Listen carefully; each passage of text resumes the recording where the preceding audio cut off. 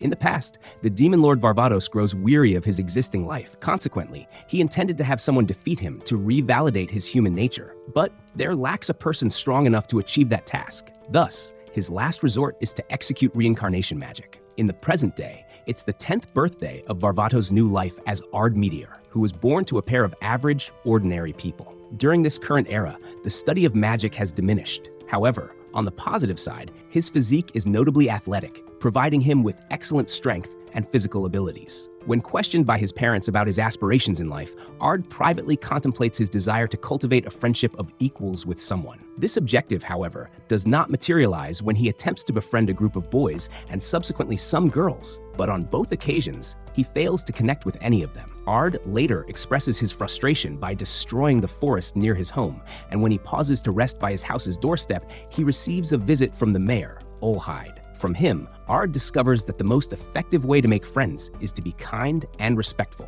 Energized by this, Ard adheres to Olhide's guidance. Yet once again, he struggles to leave a good impression on his peers to form friendships. Frustratingly taking out his anger on the monsters in the forest, Ard hears a young girl's voice in distress. Soaring to the spot from which the voice emanates, Ard witnesses a young elf girl battling an ancient wolf. Upon closer evaluation, Ard thinks the girl is merely expressing her anger against the creature. Back at Ard's residence, Olhide enjoys tea served by Ard's parents while discussing how his daughter has been acting withdrawn due to bullying and rumors. Returning to the girl, she reduces the wolf to ashes with a magical incantation, and Ard surmises the girl's identity to be Lydia. Noticed by the girl, Ard makes an effort to strike up a conversation, but his attempts to compliment her through praise or critique are unsuccessful. This prompts Ard to directly ask to be her friend, a plea the girl tearfully declines before fleeing. Back at Ard's home, Olhide bids farewell to Ard's parents, and the girl, who is revealed to be the mayor's daughter Irina, embraces her father.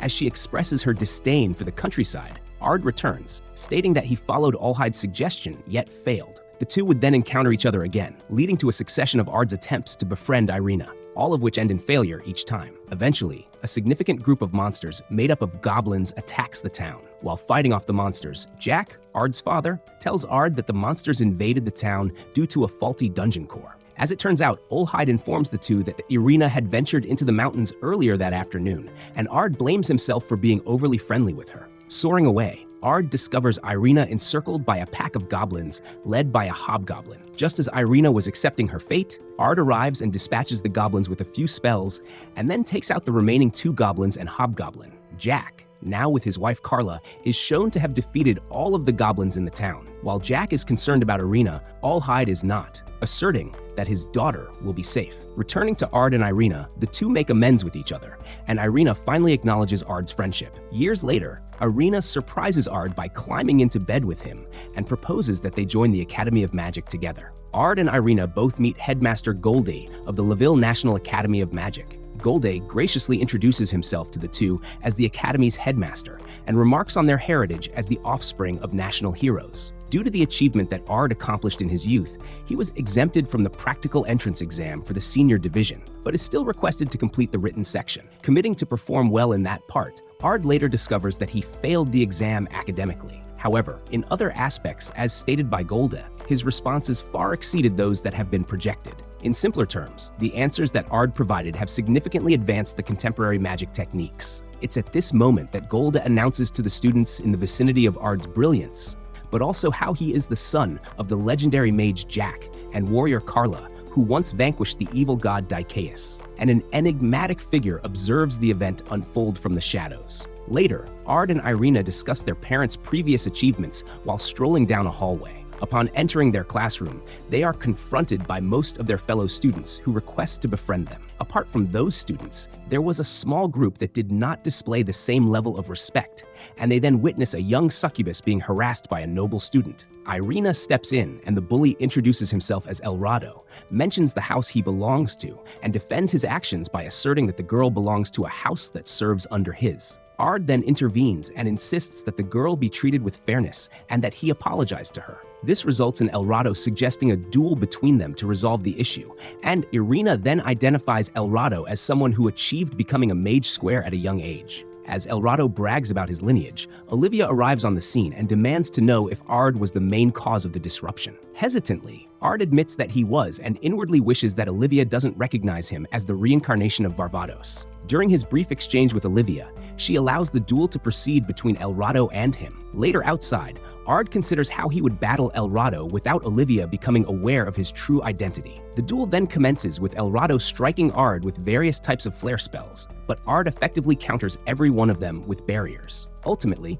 Ard triumphs in the duel using his own Giga Flare spell. After Irina compels El Rado to uphold his part of the agreement, she also reassures the girl to reach out to her or Ard if she finds herself in trouble again. Olivia then interjects, which annoys Ard, and she inquires about how he managed to double cast 2 spells during the fight. Embarrassed, Ard offers a clumsy explanation as to why, but is informed that what is called double casting was a skill lost in the modern age and is considered common knowledge. Despite her cautious attitude toward Ard, Olivia retreats, but asserts that she will uncover the truth soon enough. The next day, Olivia begins to officially instruct the class and divides the students into groups. Noticing the girl was alone, Irina requests Ard to invite her to join them, and he complies. Irina then proposes to the girl that she joins their group. She agrees and introduces herself as Ginny Findesalvon. At the site of the class assignment, Olivia directs the students to go to the dungeon's 3rd floor and hunt and skin a black wolf. Turning her focus to Ard's party, she asks Ard if it will be easy for someone like him. Once again, flustered by Olivia, Ard steers his group away from the situation. Eventually, the group comes across a pack of black wolves, and Irina and Ard handle them using a flare spell. This, however, proved to be somewhat problematic for them, as the remains of the wolves turned out to be overly charred to skin. Feeling insecure about her ability to contribute to the team, Ginny apologizes for her uselessness and mentions how El Rado scolds her for her ineptitude. To help Ginny build some confidence, Ard offers her some personal magic lessons. Despite her reluctance, Ginny ultimately accepts the offer, and they begin immediately. But Ginny struggles to match Ard's magical skill. Although Ard attempts to uplift Ginny's spirits, her self-esteem was shattered by the torment she faced from El Rado and his companions. So, Ard then demonstrates a new form of magic he developed called script magic, and then goes on to teach it to both Irina and Ginny. Before long, Ginny is shown to have mastered the magical technique, and then the trio falls into a trapdoor, leading them to a level where they confront a minotaur. Seizing the opportunity, Ard utilizes the encounter as a means to further instruct the two about script magic and permits a mentally rejuvenated Ginny to vanquish the beast. Back on the surface, the group hands over the horns of the Minotaur they overcame, and though it's claimed that script magic was employed to conquer it, Ard refutes this assertion. El Rado then scolds Ard for what he perceives as depending on the girls excessively, and Ginny speaks up in Ard's defense before smacking him aside, while Irina further humiliates him by placing a basket of black wolf pelt over his head. Enticed by the incident, Ard attempts to depart only to be halted by Olivia, who wishes to engage in a lengthy discussion with him. Golde and Olivia request Ard to join the student battle event that the Queen will attend, but Ard adamantly declines. In an attempt to persuade Ard to change his mind, Golde points out that the event presents a chance for the school to secure a larger budget. Ard then explains his reasoning for declining, stating it contradicts his aesthetics. Olivia then refers to her younger brother, who once expressed the same sentiment and subsequently reincarnated without her approval. Ard asserts that he will contemplate the proposal and subsequently reflects on the implications of declining the opportunity. At that moment, Ginny approaches Ard and invites him to go on a date with her. Ard accepts. Suddenly, Irina enters the scene and wishes to join the date, and Ginny gladly accepts, stating she doesn't want to monopolize Ard. Additionally, Ginny proposes that Ard should start his own harem, but Irina is clueless about the concept, prompting Ginny to explain it, and upon her understanding, Irina outright dismisses the idea. Afterward, the group goes on their outing in the town and begins by watching a play. The play was a retelling of the former demon lord Varvatos, during which both Ginny and Lydia embrace Ard, leaving him confused about the depiction of his past life. Following the play, Ginny guides the group to a dining location, and on their way, Ard overhears a group of cloaked individuals discussing the Queen. It is then agreed that they would all follow the group, and they trail them into the sewers, where they find the group standing before a large circle. Just as Ard states that he comprehends the circumstances, they are confronted from behind by more members of the group, which turns out to be a trap intended to capture them. Ard deduces that the cloaked group aims to seize them all, but the leader activates the magical circle, engulfing Ard in flames, prompting a correction of Ard's conclusion. Nevertheless, Ard emerges unscathed from the fire and obliterates the circle with his own spell, subsequently taking down the remaining members besides the leader. With no other options left, the leader transforms into his true demon form and casts Lightning Burst to create an escape route through the ceiling. Ard chases him, and upon reaching the surface, the demon takes a young girl hostage, inciting panic among the onlookers. However, Ard reassures the people using his name and the name of his father, Jack Meteor, affirming that everything will be all right and that the hostage the demon held was an illusion. The demon is then vanquished by the spell, Flash of Babel, and in the aftermath, Ard is elevated into the air for his achievement. The next day, Ard, Irina, and Ginny meet with Queen Rosa, and Irina is revealed to be familiar with her. Rosa then proposes marriage to Ard, but this offer is declined,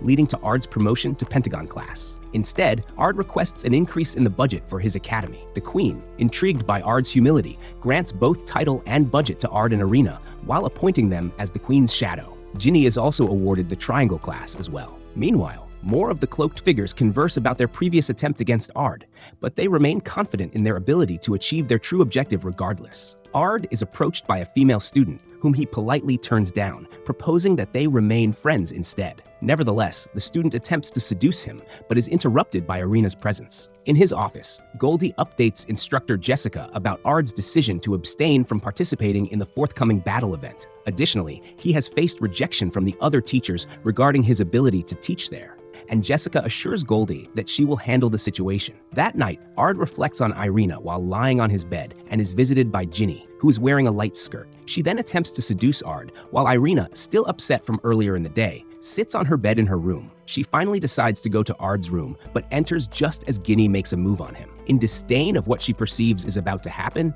Irina hurls various items at Ard. Ginny intervenes to prevent Irina from her actions and discovers Irina's reasons for visiting, learning that she holds her responsible for all the female attention directed at Ard. This revelation sparks a heated argument between the two, culminating in a challenge to duel, but Ard intervenes and chastises them. He then has them sit down to apologize to one another. Just before they are about to shake hands and reconcile, Jessica rushes into the room and suggests they resolve their differences in the upcoming battle event. It is also noted that it would serve as a great opportunity for Ard to become an instructor at the academy. At first, the two are reluctant to accept the proposal due to Ard's counsel, but they are persuaded when Jessica mentions the uniforms that instructors are required to wear. On the day of the battle event, Baron Weiss, Jack, and Carla are depicted as special guest commentators. Ard, who is upset by his parents' commentary, then converses with Olivia, who mentions that Alvarto would be willing to instruct the two fighters. However, Ard is completely unaware of who Alvarto is, a fact that Olivia seems to understand. Meanwhile, Irina is called into the arena after the ongoing match ends. When the match commences,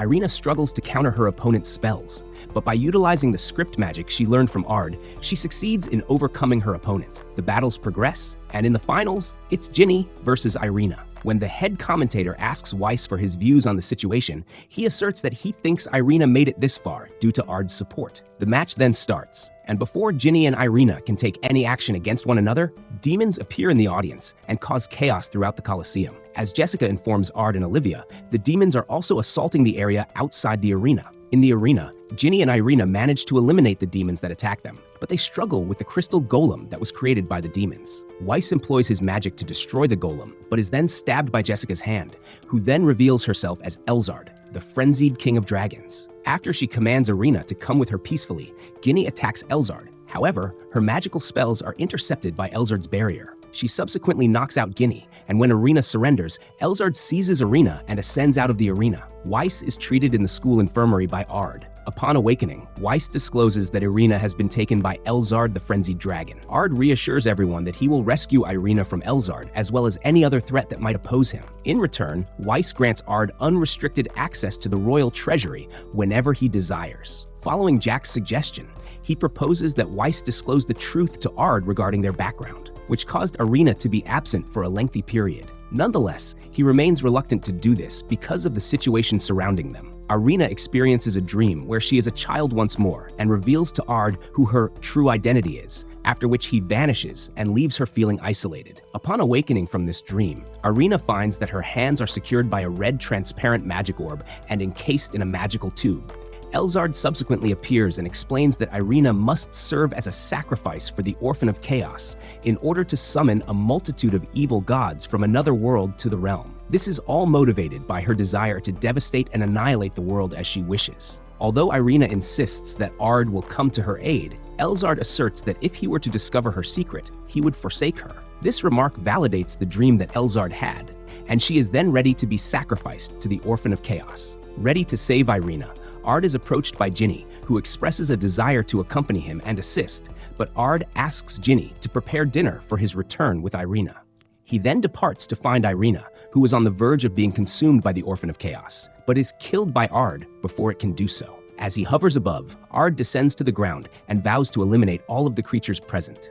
Utilizing a 9 cast, Ard eradicates all the monsters and liberates Irina from her captor, while Elzard watches everything unfold from above. Pleased with the unexpected developments, Elzard discloses that Irina's surname Olihide is an alias, and that her true surname is Leville, revealing that she bears the blood of the evil gods. Back at Weiss's manor, Weiss converses with Jack about how his family are the actual rulers of the country, and that the currently appointed leaders are merely proxies. Returning to Elzard to mock the revelation she just shared with Ard, he shows no interest in it whatsoever. In light of this, Elzard unleashes a lightning spell against Ard, which he nullifies with his spear, even after seemingly defeating her when Ard hurls his spear at her, leading to Elzard's explosion. As it appears, Elzard was still alive and had completely transformed into her full dragon shape.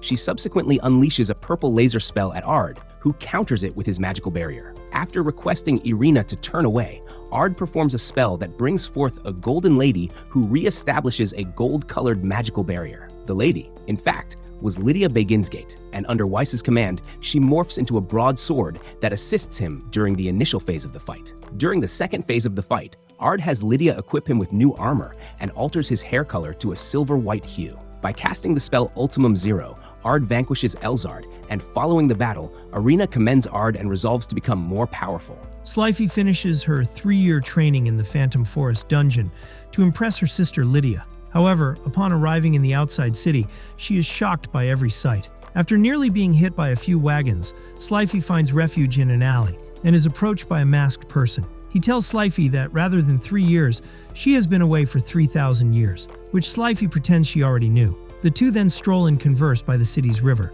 where he informs Slife that Varvatos has died but has been reincarnated since then. Additionally, he mentions that if she wishes to understand Lydia's past and her current state, it would be best to consult the reincarnation, revealing it to be Ard. Meanwhile, at the academy, Goldie discusses with Ard, Irina, and Ginny about the forthcoming school festival and expresses hope that they will assist in it to generate more funds for the school. It is proposed in exchange for Ard stepping back from the sword tournament. He would take part in the play instead. However, a threatening letter is mentioned, one crafted from human skin that Goldie discloses. The letter's originator is from the organization Lars Al Ghul, and Goldie asks Ard to take part in the play while also monitoring the school premises. Both Ginny and Irina volunteer Ard and themselves to help with the festival, much to Ard's chagrin. He does, however, bring up the shortage of suitable personnel for patrolling the area during the festival, but Goldie assures him that Olivia has that matter under control. To Ard, he is convinced that Olivia has a hidden agenda behind her actions.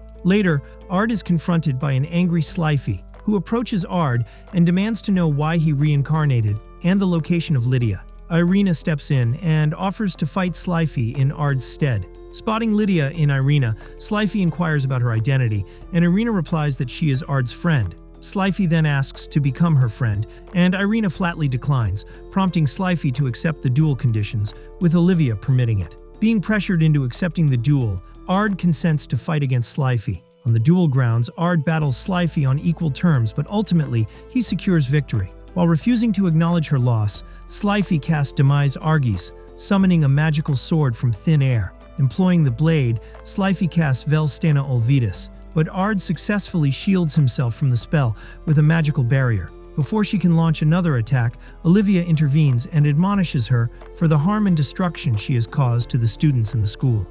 Ignoring the chaos she has created, Slife is then scolded by Irina, who makes Slife recall being disciplined by Lydia. This prompts Slife to cry and apologize to Irina, who then comforts the emotional Slife. Later that afternoon, Ard converses with the chosen students assigned to assist with the school play and talks about what the theme of the school play will be. It is momentarily disrupted by Slifer's bad temper towards a group of arrogant nobles from another class who intend to make a substantial profit during the upcoming festival. In reaction to their snobbish comment, Irina counters their statement as rude behavior and asserts that her class will surpass theirs. Returning to the space where the play was being discussed, Ard is selected to portray the Demon Lord, Irina as Lydia, and Slifer as the evil god in the production. Following that, the conversation shifts to the theme of the event they plan to host. It is on Ginny's suggestion that they decide to create a maid cafe. Unbeknownst to all of them, they were being watched by the masked man who approached Slifer earlier in the city.